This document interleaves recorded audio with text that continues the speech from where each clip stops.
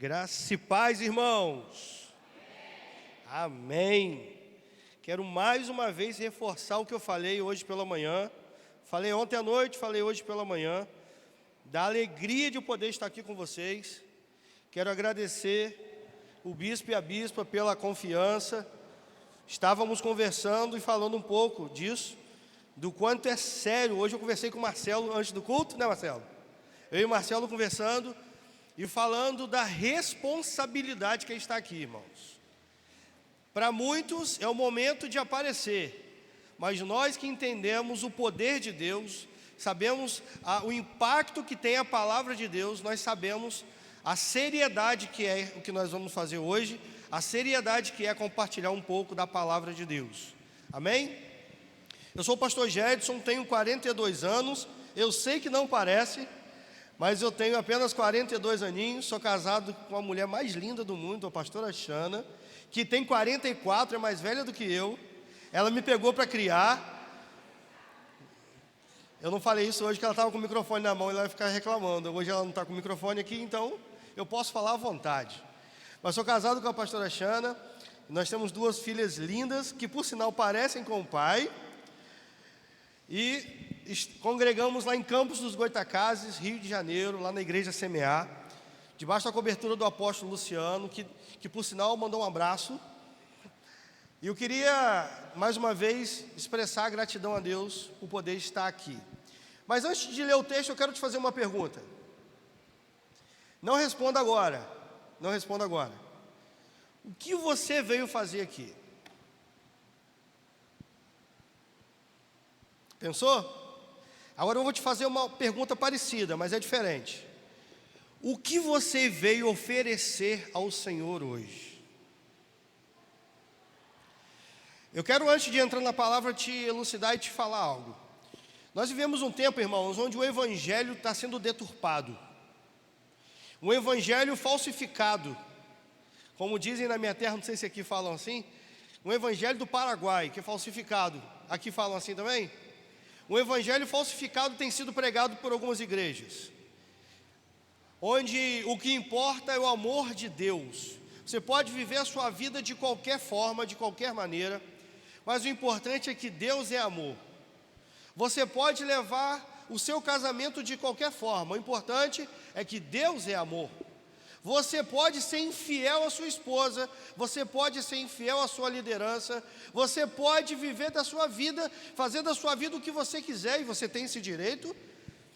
Mas o evangelho que é pregado hoje, o evangelho da supergraça, prega que você pode fazer o que você quiser, Deus te ama. Irmãos, Deus nos ama, amém? Mas eu não consigo ler a minha Bíblia e não entender um evangelho onde precisa haver renúncia, onde precisa haver entrega. E eu quero te fazer essa pergunta novamente, a última pergunta que eu fiz. O que você trouxe para oferecer ao Senhor hoje? Irmãos, todas as vezes que Deus se achegou ou chamou algum homem na Bíblia, Deus sempre, em algum momento, reivindicou alguma coisa. O texto que nós vamos ler, que é chamado de Moisés, Deus chamou Moisés e entregou o cajado na mão dele, entregou a liderança e falou: Moisés, eu ouvi o clamor do meu povo que é escravo no Egito, e eu quero que você se entregue mais, tem algo a mais para você. Deus chegou para Abraão e falou: Abraão, sabe de Isaque, o seu filho da promessa? Eu quero que você vá lá no monte para oferecê-lo como sacrifício. Nós sabemos a história. Isaque não precisou ser sacrificado, mas Deus exigiu a Abraão. De tempos em tempos, Deus pedia algo a alguém. E o que Deus vai te pedir hoje? O que Deus já tem te pedido? Talvez a palavra que eu vou trazer hoje não seja uma palavra tão agradável aos ouvidos. Eu queria que você colocasse muito amor nas minhas palavras. Mas eu vim te afirmar algo. Deus quer algo de você. Mas pastor, que Deus é esse? Deus é amor, Deus é Deus, Ele não precisa de nada. De fato, irmãos, se eu sair daqui hoje blasfemando contra Deus, blasfemando contra o Espírito Santo, falando mal do bispo, da bispa, falando mal de vocês, Deus vai continuar sendo Deus. Se você sair daqui hoje e falar, eu não quero ser crente, eu não quero servir a Deus, acho perigoso falar, mas você tem esse direito. Mas Deus vai continuar sendo Deus. Deus não precisa de mim e de você para ser Deus, Ele é Deus e ponto. Mas mesmo assim, Deus nos pede para entregar coisas a Ele. Eu quero que você abra sua Bíblia comigo, no livro de Êxodo capítulo 4, Êxodo capítulo 4,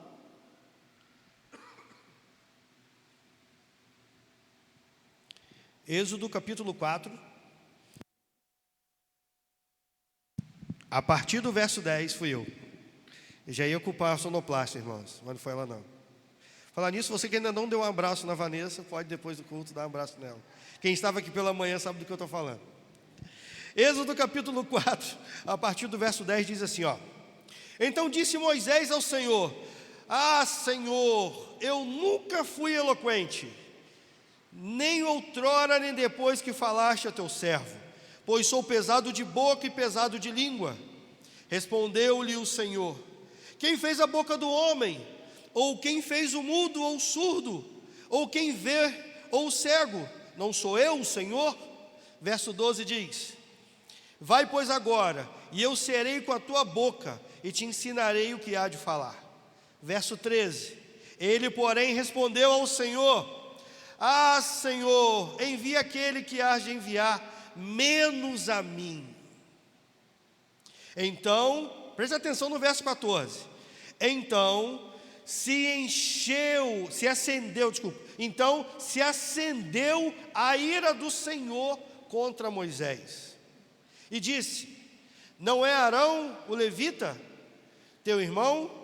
Eu sei que ele fala fluentemente, e eis que ele saiu ao teu encontro, e vendo-te, se alegrará em teu coração. Eu quero te afirmar algo, irmão. Deus deseja usar a sua vida. Como poucos falaram amém, porque eu entendi que nem todos acreditaram nisso, creram nessa palavra, eu queria pedir a você para olhar para o seu irmão da direita e da esquerda. Calma, não faz ainda não. Lembrei do pastor Renato. Levanta o dedo de profeta e fala assim, ó: Deus deseja usar a sua vida.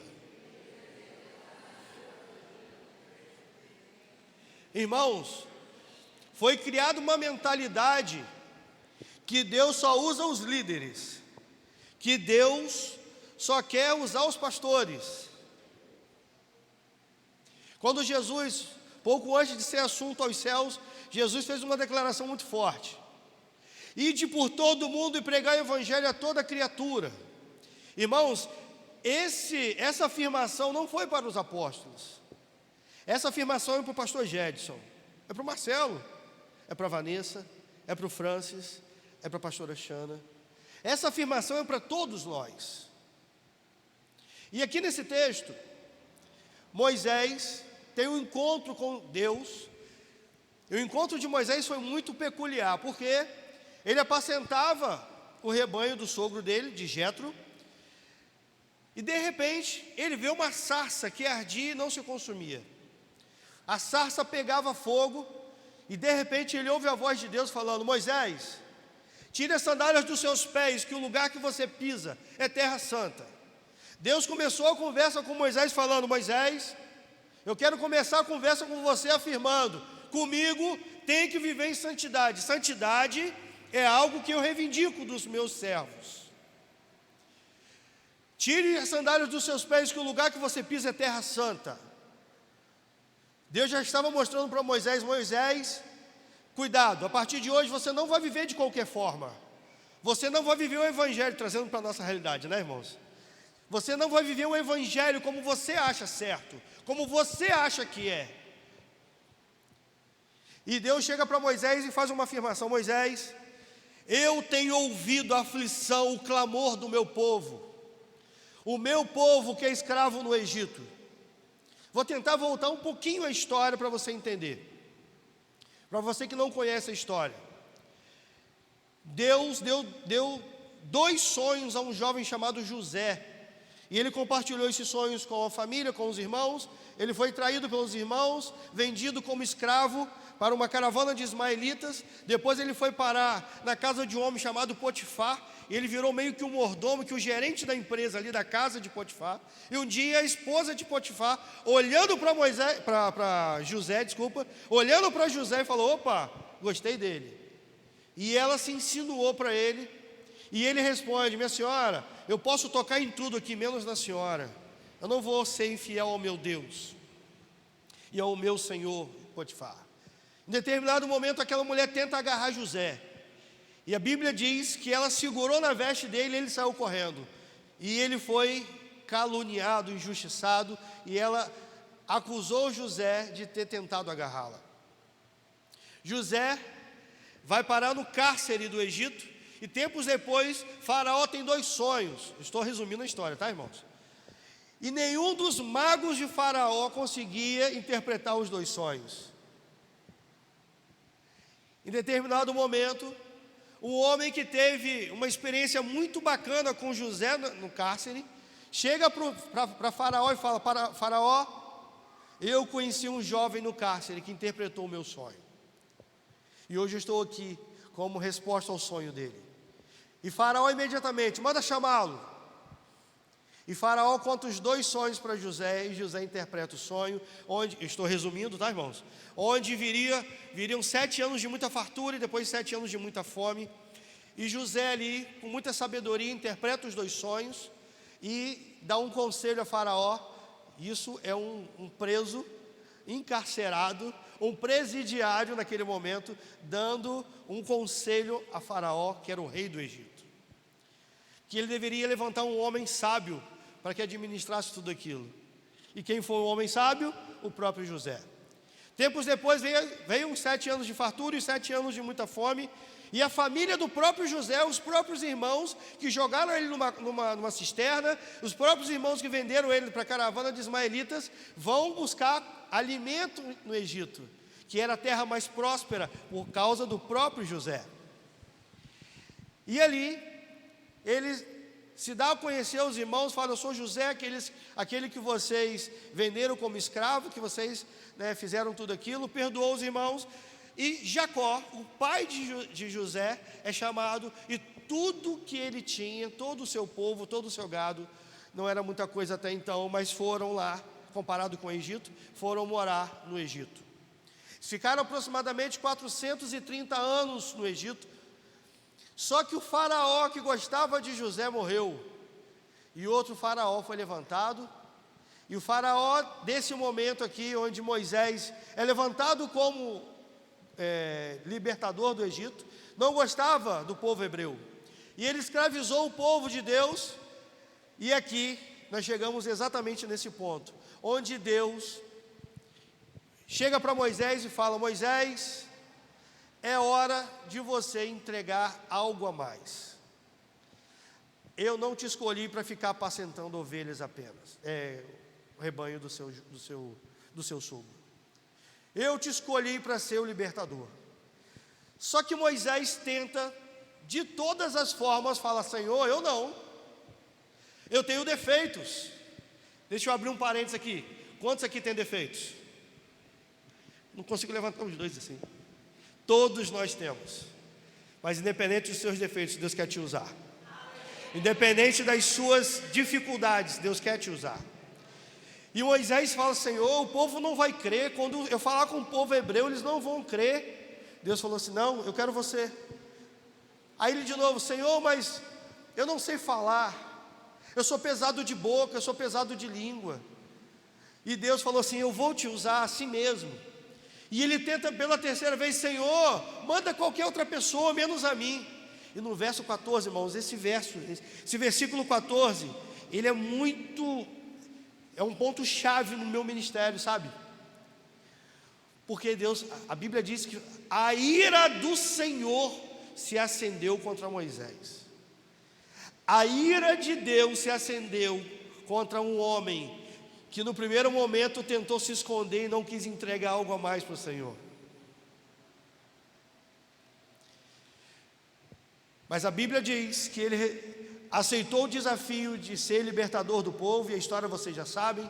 Ele chegou diante de Faraó várias vezes. Deus mandou as 10 pragas, e a última foi a praga a morte dos primogênitos, onde foi instituída a verdadeira Páscoa. A palavra Páscoa, ela vem do original pessar, passar por cima.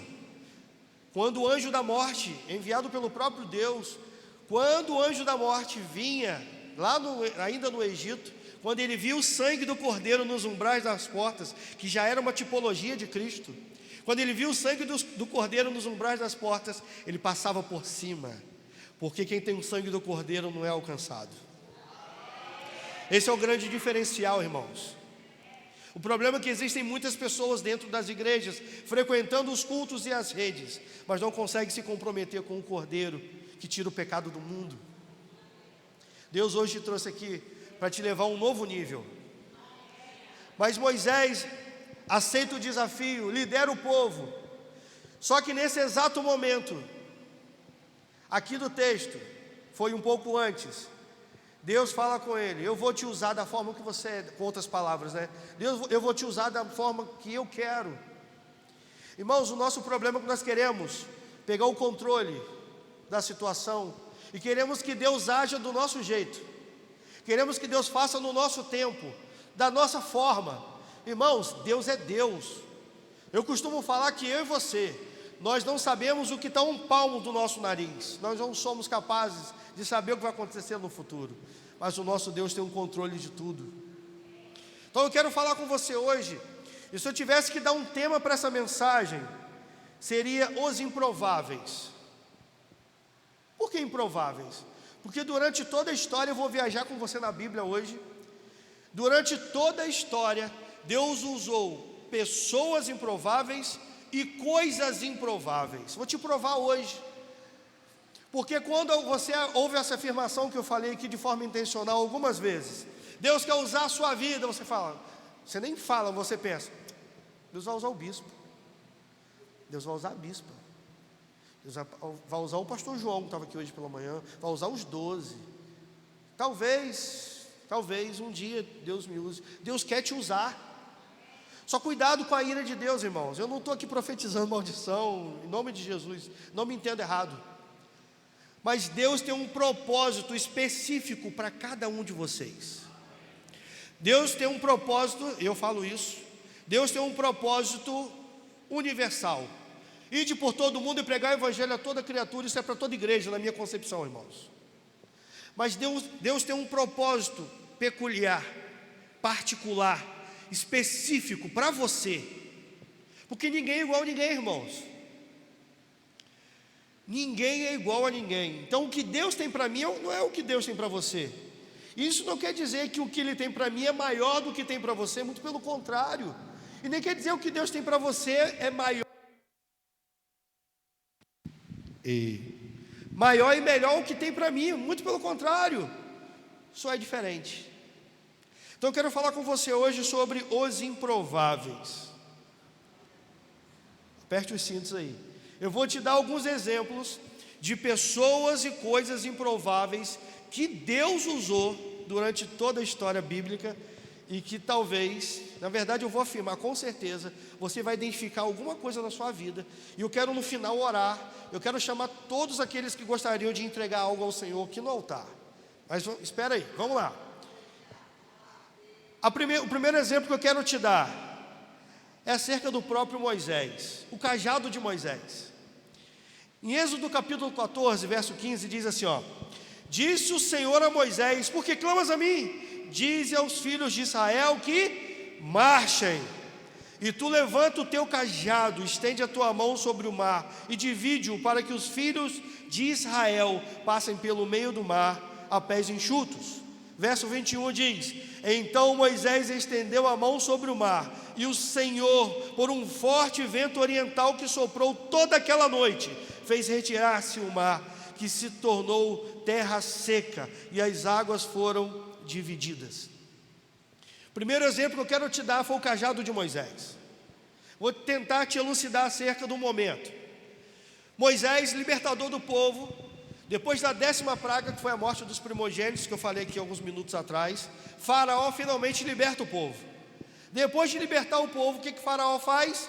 Muda de ideia e fala: eu vou atrás do povo agora. E Moisés vem conduzindo o povo: vamos para a terra prometida, Deus vai nos levar para algum lugar. E foram. Chegou um determinado momento que Moisés e o povo chegaram diante do Mar Vermelho. Quando olharam para trás, o exército de Faraó vindo para matar todo mundo.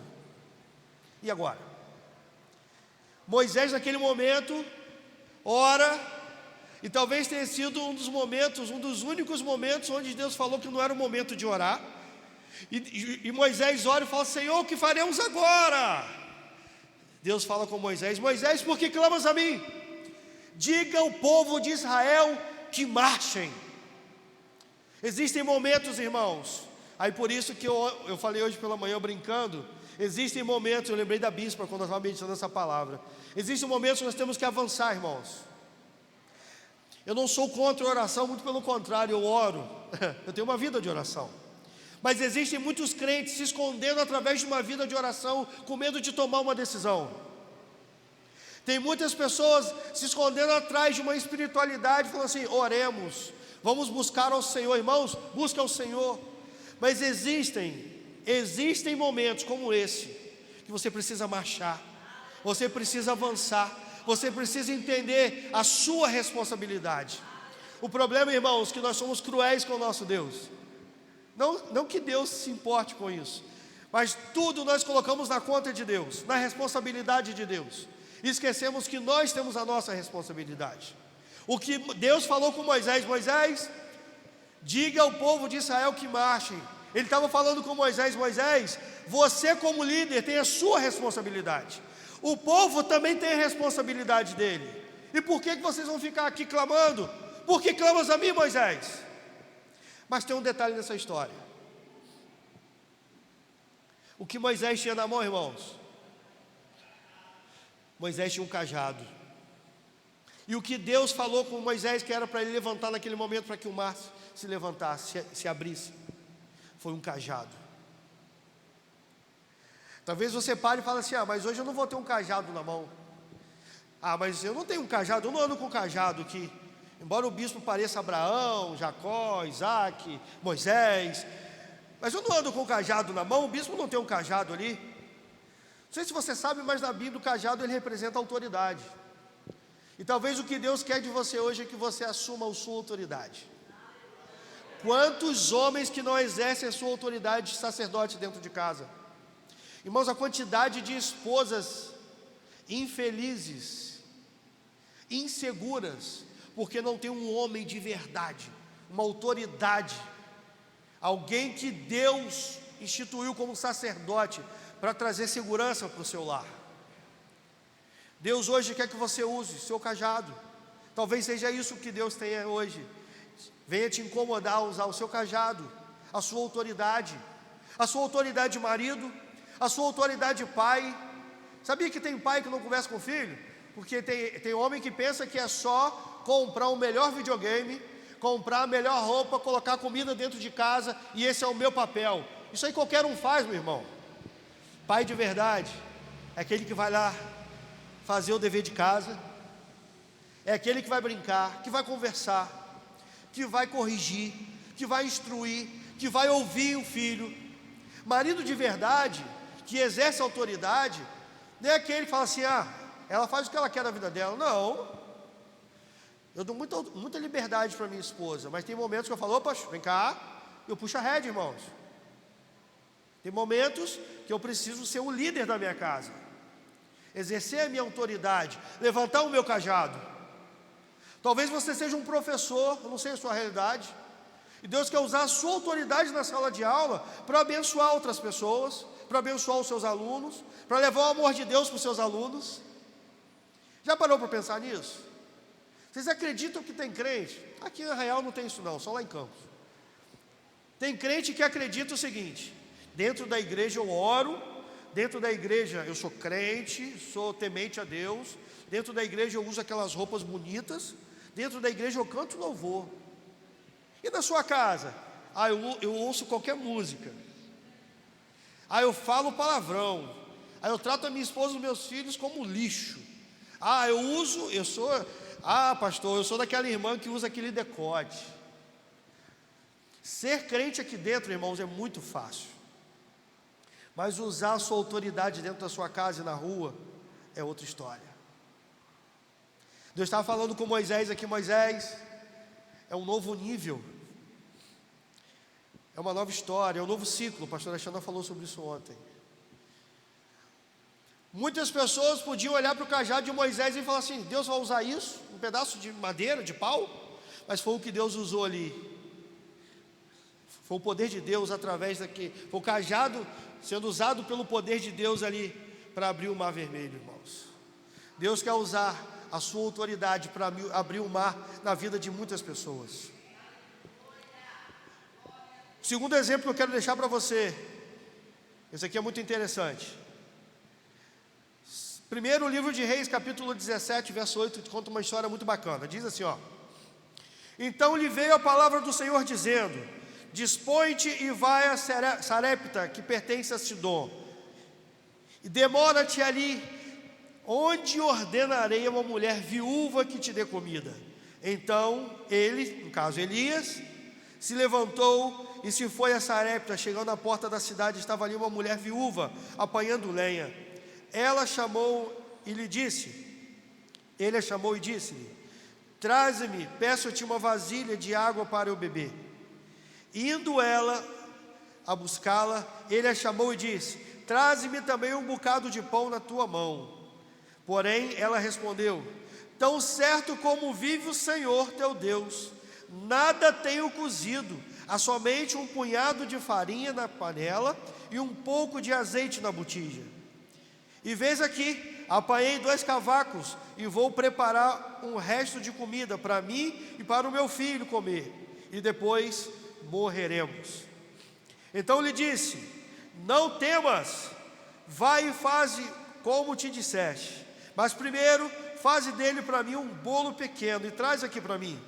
Depois farás para ti mesmo e para teu filho, porque assim diz o Senhor, Deus de Israel: a farinha da tua panela não se acabará, e o azeite da tua botija não faltará, até o dia em que o Senhor fizer chover sobre a terra. Foi ela e fez segundo a palavra de Elias. Assim comeram ele, ela e a sua casa muitos dias. Da panela a farinha não se acabou, e a botija e o azeite não faltou, segundo a palavra do Senhor por intermédio de Elias. Irmãos, esse texto aqui, ele é confrontante. Sabe por quê? Porque quando a gente fala assim: irmãos, Deus vai usar a vida de alguém aqui hoje, e a gente sempre pensa nos mais preparados aos nossos olhos. Foi assim que Samuel pensou, quando Deus falou: Samuel, eu vou levantar um rei sobre Israel para substituir Saul. E quando Samuel chegou na casa de Jessé, ele viu os 7 primeiros filhos de Jessé e falou: meu Deus, altos, fortes, guerreiros. E Deus falou: eu não vejo como você vê, eu enxergo o coração. Irmãos, nós estamos olhando só para a capa, para a parte externa. E aqui, nesse texto, Deus falou com Elias: Elias, você vai a Sarepta, porque lá eu vou levantar uma viúva. Não sei se você sabe, mas as viúvas, elas eram praticamente rejeitadas. Eu vou levantar uma viúva para te sustentar, para te dar de comer. Irmãos, vamos aqui abrir um parênteses. Deus podia escolher uma empresária daquele tempo. Deus podia escolher uma mulher rica. Deus podia escolher uma família com posses. Mas por que Deus escolheu uma viúva que estava prestes a fazer sua última refeição com o filho e morrer? Por que Deus usou, irmãos? Que Deus injusto é esse? Não é injusto não, irmãos. Deus usa as coisas que não são para confundir as que são. E ali, quando Elias chegou para aquela mulher e falou: vai lá e faz um bolo e traz para mim, para eu comer. Eu vou comer primeiro. E aquela mulher falou assim: Senhor, profeta, eu tenho um pouco de azeite, um pouco de farinha, eu vou fazer, eu vou comer, meu filho vai comer, depois eu vou morrer, não tem mais o que comer, não tem o que comer. Irmãos, Deus mandou Elias, o profeta Elias, procurar alguém que não tinha o que comer para dar de comer para o profeta. Para que isso, irmãos? Vou te dar um grande motivo, para que hoje eu e você entendêssemos que não importa o quanto você tem, o importa é estar à disposição de Deus. Aquela mulher só tinha um pouco de azeite e um pouco de farinha. Ela tinha menos do que todas as pessoas daquela cidade, mas foi o que Deus escolheu para alimentar o profeta e para operar um grande milagre. O que você tem na sua mão? Talvez você esteja pensando assim: ah, pastor, é só um pouco de farinha, um pouco de azeite, eu não sei nem como vai ser amanhã. Você não sabe, mas Deus sabe. Sabe, com o decorrer do tempo, eu aprendi uma coisa: não é quanto você tem, é se o que você tem está disponível para o Senhor. Eu conheço pessoas que têm casas lindas. Irmãos, lá em Campos nós temos alguns irmãos que têm casas magníficas, que você entra e fala assim: meu Deus, que casa é essa? Mas não foram capazes de reunir uma célula ali para abençoar pessoas. Não são capazes de doar um pouco do tempo que elas têm para fazer o evangelismo, para abençoar pessoas, para fazer visitas. Quando a igreja precisa de voluntários, essas pessoas são sempre assim: não, eu não. Deixa quem quer fazer, mas eu não faço. Eu não sei o que você tem, eu não sei o que Deus vai te pedir hoje, mas uma coisa é verdade: Ele quer que o que você tem nas suas mãos hoje esteja disponível para o reino dEle. Um profeta foi alimentado porque uma mulher que aparentemente não tinha nada, ou um pouco de farinha e o resto de azeite. Irmãos, nós estamos muito preocupados com o quanto nós temos, e não estamos preocupados em colocar isso disponível para o reino de Deus. Não vou entrar em detalhes, não tenho tempo para isso, mas hoje completo um ano. A pastora Xana falou um pouco ontem, a maioria de vocês estava aqui. Hoje completa exatamente um ano que Deus nos pediu algumas coisas. Deus nos pediu uma moto de 18 mil reais. Sabe como que Deus nos pediu? Permitindo que um maluco, um louco, entrasse na nossa casa e colocasse fogo na nossa moto. E como consequência dessa atitude dele, mediante ameaças infundadas, Deus nos permitiu entregar algumas coisas, algumas momentâneas nós entendemos isso. Deus pediu o meu emprego, Deus pediu o tempo com as nossas filhas, que é temporário, eu sei disso.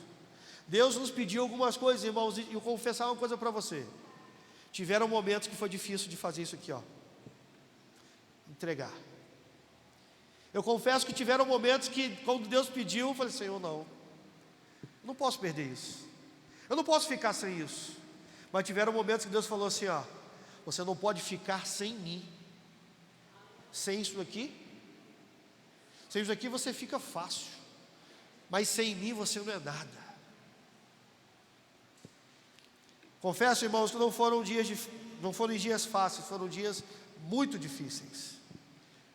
Mas hoje nós entendemos, hoje nós conseguimos entender o cenário e entender que Deus naquele momento nos pediu coisas. O que Deus vai te pedir hoje? Na verdade, o que você tem para entregar? Estamos muito preocupados com quanto temos, irmãos. Um dia Jesus, não está nem na palavra isso, um dia Jesus sentou ao lado do gasofilácio e começou a acompanhar o momento da oferta. Eu quero te dar um conselho: o momento do ofertório é muito mais do que trazer dinheiro e contribuição para a igreja, é um momento de fidelidade a Deus. Se você não tem esse costume, esse hábito, não sei se você sabe, mas o culto no Antigo Testamento ele era feito basicamente da oferta no altar. E quando nós não entregamos uma oferta, nós não entregamos um culto completo ao Senhor. Nós não oferecemos um culto completo ao Senhor. Então você que não tem o costume de ofertar, oferte. Não é uma palavra apelativa não, irmãos. Não é pelo dinheiro. Eu nem sou daqui. Mas é pela forma de você entregar e oferecer um culto completo ao Senhor. Mas um dia Jesus sentou ao lado do gasofilácio e começou a ver aquelas pessoas trazendo suas ofertas. Irmãos, de qual oferta Jesus falou? Da oferta de uma viúva pobre. Porque muitas pessoas levaram ofertas muito maiores do que a dela. Não é sobre dinheiro, irmãos. Não é sobre valores. É sobre fidelidade. É sobre nós disponibilizarmos o que nós temos. E aquela mulher tinha 3 moedinhas. Ela tinha menos do que todos os outros. Mas foi a oferta que tocou o coração de Jesus.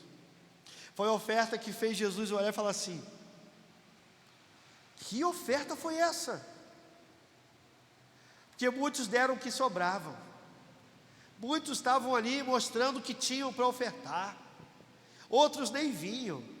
Mas aquela mulher, ela disponibilizou tudo que ela tinha. Terceiro, isso aqui também é muito bacana. O lanche do jovem. Já ouviu falar do lanche do jovem? Não? Você vai lembrar agora. João capítulo 6, verso 1 diz assim, ó: depois dessas coisas, atravessou Jesus o mar da Galileia, que é o de Tiberíades. Seguia uma numerosa multidão, porque tinham visto os sinais que ele fazia na cura dos enfermos. Então subiu Jesus ao monte e assentou-se ali com os seus discípulos. Ora, era a Páscoa, festa dos judeus, e estava próxima. Então Jesus, erguendo os olhos e vendo que grande multidão vinha ter com ele, disse a Filipe: onde iremos comprar pães para todos esses homens comerem? Mas dizia isto para o experimentar, porque ele sabia o que esperava para fazer. Respondendo-lhe Filipe: não lhes bastariam 200 denários de pão para receber cada um o seu pedaço? Um de seus discípulos, chamado André, irmão de Simão Pedro, informou a Jesus: Senhor, tem ali um rapaz que tem 5 pães de cevada e 2 peixinhos, mas isto, o que é para tantas pessoas? Disse Jesus: fazei o povo assentar-se, porque havia muita relva naquele lugar. Assentaram-se, pois, os homens em número de quase 5.000. Então Jesus tomou os pães e, tendo dado graças, distribuiu entre eles, e também igualmente os peixes, quanto queriam. E quando já estavam fartos, disse Jesus aos seus discípulos: recolhei os pedaços que sobejaram, para que nada se perca. Irmãos,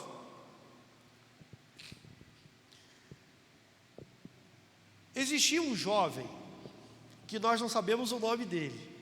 A Bíblia não fala o nome dele. Uma multidão de quase 5.000 pessoas já estava no momento crítico. Jesus chega para o discípulo e fala assim: Filipe, o que nós vamos fazer? Olha quanta gente, vem seguir a gente. E vou comprar pão para esse povo como? Como nós vamos alimentar esse povo? E fala assim: 200 denários, que seria para esse povo, né? E chega o André, o outro discípulo de Jesus, e fala assim: Senhor, não é muito, mas tem um jovem ali que trouxe na marmita dele. Aí eu estou incrementando, essa é na versão Jedson, tá? Tem um jovem ali que tem na marmita dele, na lancheira dele, 5 pães e 2 peixes, mas isso não dá, né? Claro, né? Jesus manda toda aquela multidão se assentar. Detalhe, não tinham só homens, e a Bíblia diz que tinham quase 5.000 homens. Vamos fazer uma conta rápida, porque eu já vi muitas contas diferentes acerca desse texto.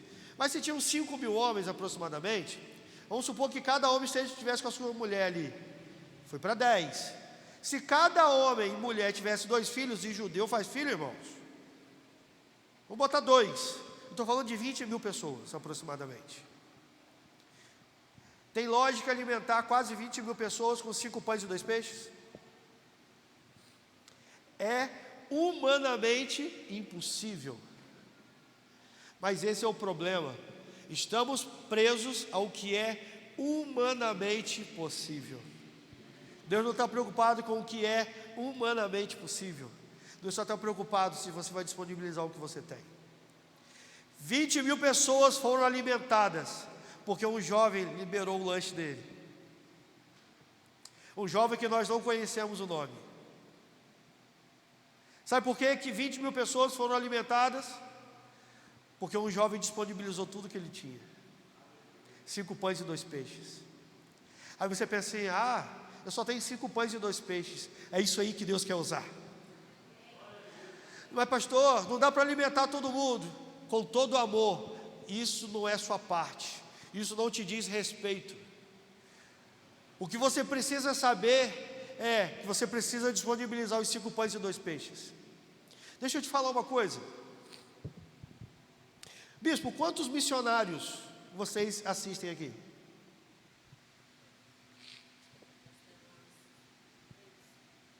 3 missionários. Eu conheço igrejas que têm 10 vezes o tamanho da igreja de vocês e que não atendem 3 missionários. E as que atendem, dão migalhas. Sabe por quê? Porque são pessoas que não entenderam que elas precisam disponibilizar o que elas têm para o reino. Irmãos, existem pessoas lá fora que precisam ser alimentadas. E eu vou levar para os 2 extremos aqui, vou ramificar aqui. Pessoas que precisam ser alimentadas com pão. E Deus quer usar a sua vida para isso. Mas existem pessoas que querem ser alimentadas espiritualmente. E são os seus 5 pães e 2 peixes que vão ser multiplicados para alimentar essas pessoas. Irmãos, em nome de Jesus, precisamos parar de olhar para nós mesmos.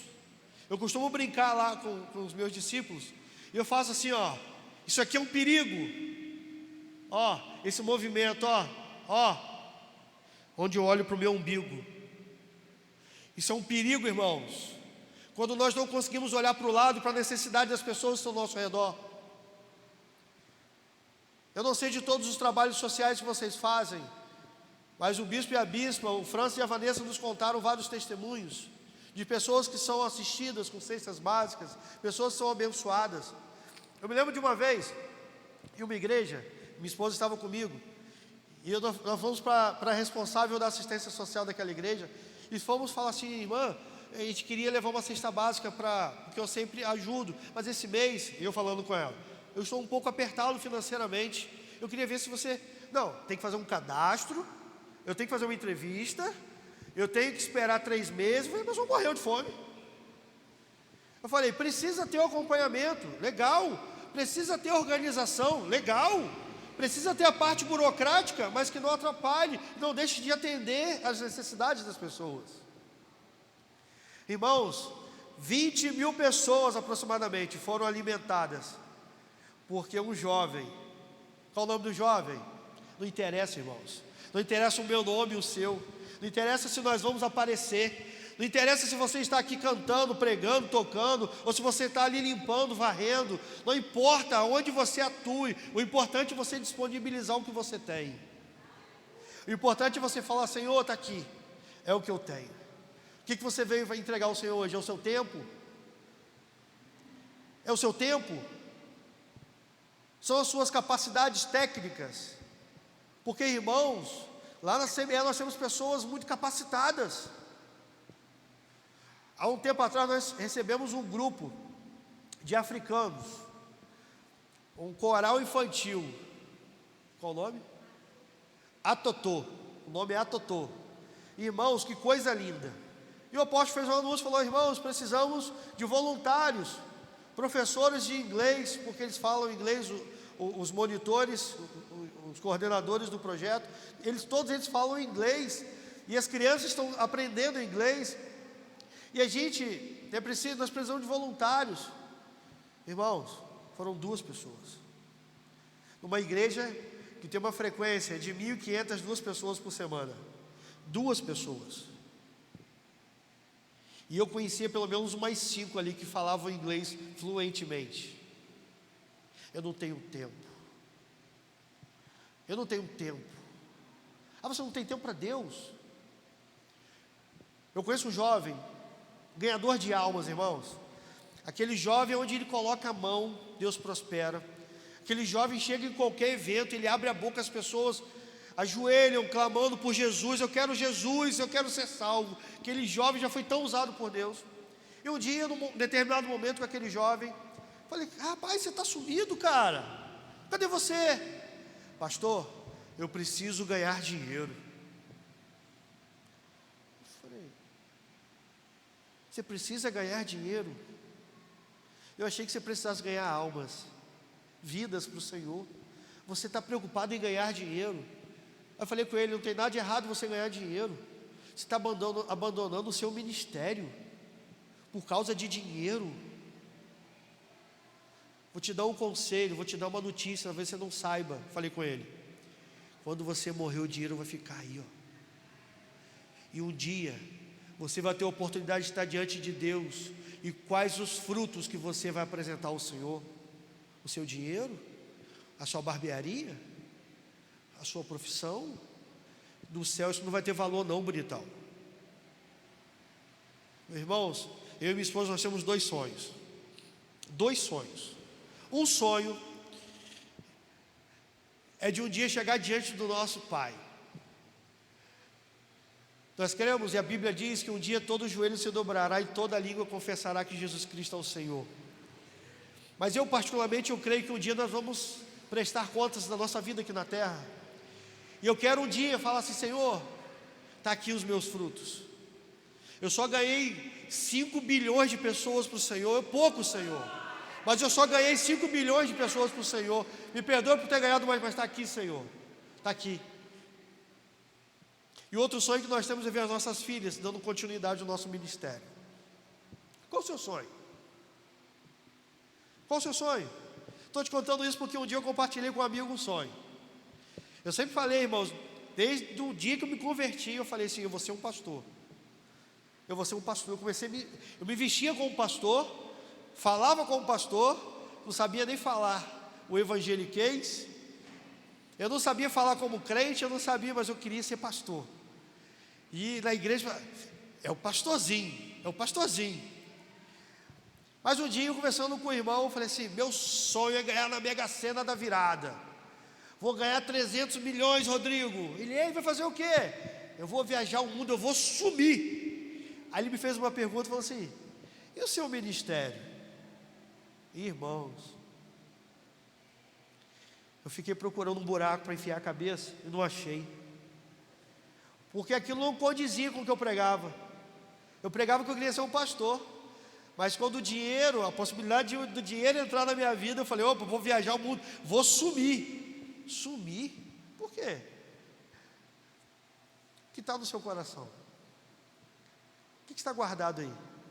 O que você quer? Eu vou de forma intencional repetir aquela pergunta. O que você veio hoje entregar ao Senhor? Foi o cajado, a sua autoridade? Foi um pouquinho de azeite e um pouquinho de farinha? Foram só 5 pães e 2 peixes que você trouxe hoje? Não importa a quantidade, Deus quer usar. E último, para encerrar, esse daqui, eu sei que eu vou mexer muito com algumas pessoas, mas eu vou falar. O sucesso de Pedro. Lucas capítulo 5, verso 1 diz assim, ó: aconteceu que ao apertá-lo a multidão para ouvir a tua palavra, a palavra de Deus, estava ele junto ao lago de Genezaré, e viu 2 barcos junto à praia do lago. Mas os pescadores, havendo desembarcado, lavavam as redes.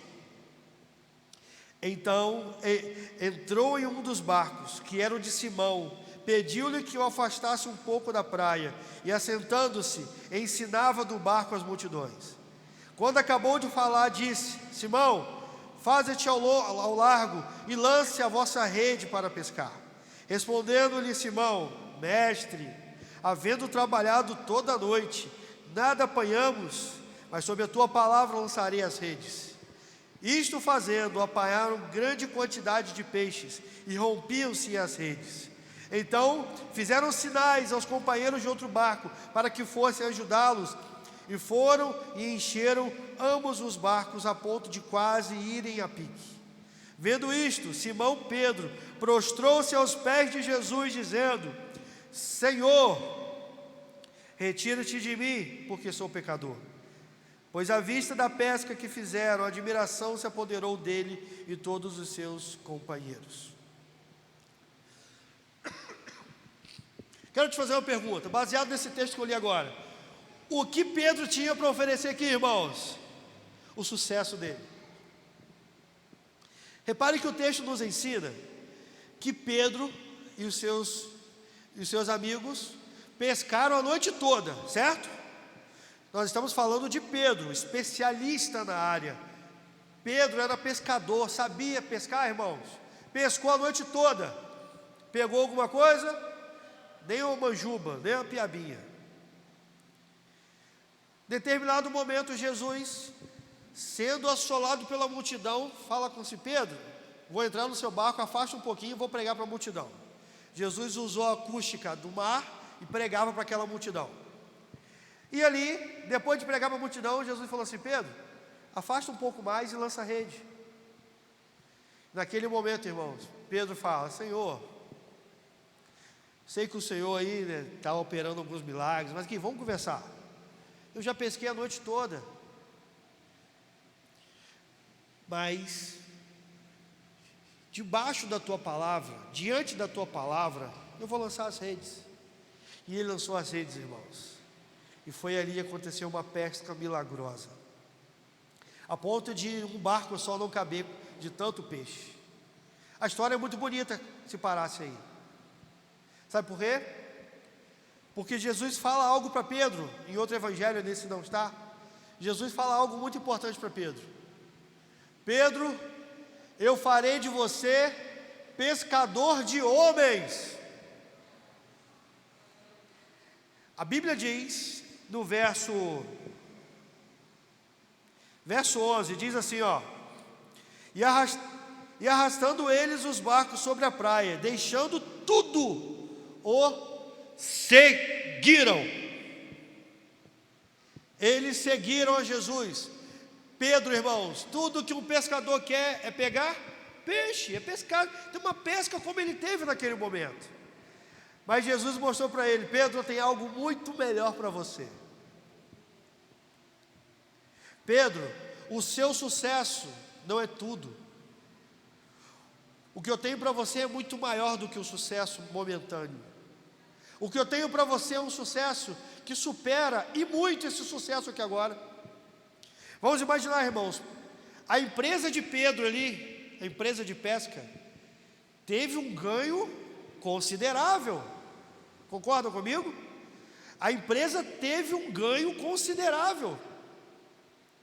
E Jesus falou: vem, segue-me, vou fazer de você pescador de homens. Sabe, irmãos, o que Jesus estava falando para Pedro ali, falou assim: entrega tudo que você tem, meu querido. Entrega tudo que você tem e deixa o resto comigo. Em Atos capítulo 2, no primeiro sermão de Pedro, ele alcança quase 3.000 pessoas. A palavra de Jesus se cumpriu na vida dele, que ele seria um pescador de homens. Na verdade, o que Jesus estava falando para ele, falou assim: Pedro, o que você quer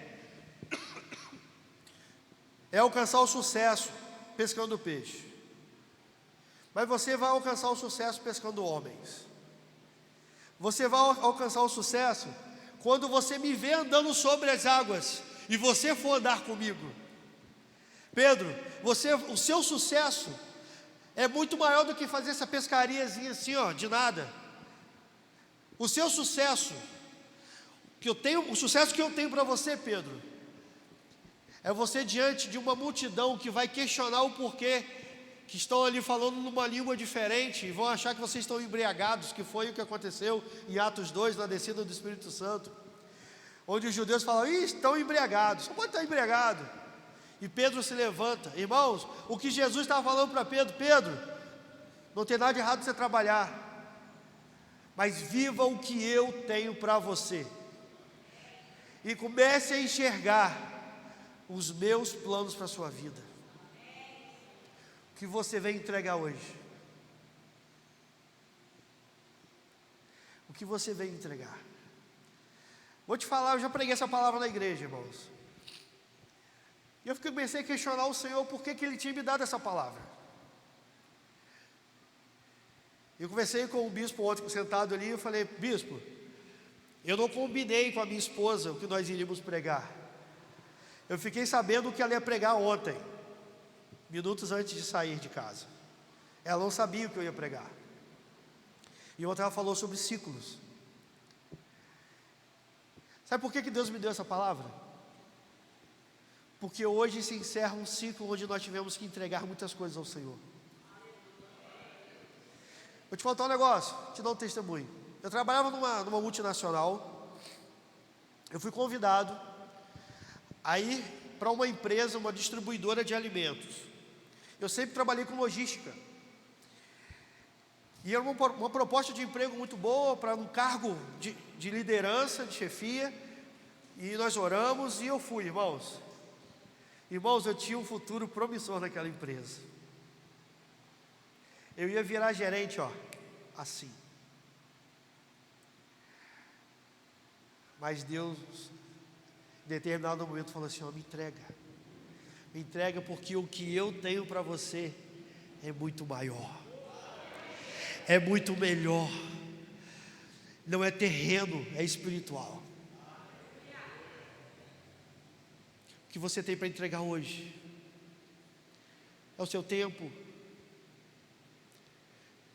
Não me leve a mal, irmãos, eu não sou apelão, mas eu preciso falar de algumas coisas. O que você quer entregar hoje? É a sua vida de santidade que hoje você não vive? O que você tem para entregar hoje? É uma oferta? Traga. O que você tem para entregar hoje? É o seu ministério que até hoje você não assumiu o seu ministério, não falou de fato: Senhor, eis-me aqui, envia-me a mim. Deus já te mostrou que você tem um chamado, tem um ministério, e até hoje você não teve a coragem de assumir isso. É isso que você vai hoje entregar ao Senhor? Eu não sei. Eu não sei o que você vai entregar.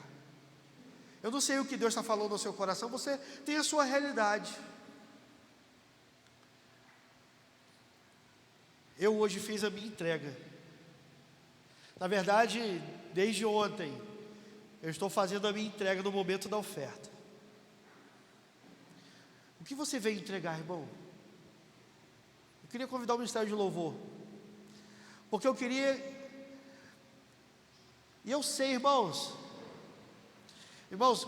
depois de um tempo pregando, a gente entende que a mesma palavra, a mesma oportunidade encontra terrenos diferentes, e a mesma semente vai dar frutos em algumas terras, em alguns terrenos, e outros não. Eu sei disso. Mas hoje é noite de nós entregarmos no altar algo que o Senhor vai nos pedir, ou já nos pediu. Eu queria te convidar a ficar de pé. Eu vou pedir o Ministério de Louvor para estar ministrando. E eu tenho já há quase um mês que Deus me deu a confirmação dessa palavra. Eu tenho orado para que homens e mulheres corajosos, jovens corajosos como aqueles de 5 pães e 2 peixes, hoje pudessem entregar o seu melhor aqui nesse altar. Eu tenho orado por isso, irmãos. Eu não estou preocupado com quantas pessoas vão vir aqui à frente. Eu estou preocupado se pessoas que hoje precisam entregar algo vão estar aqui.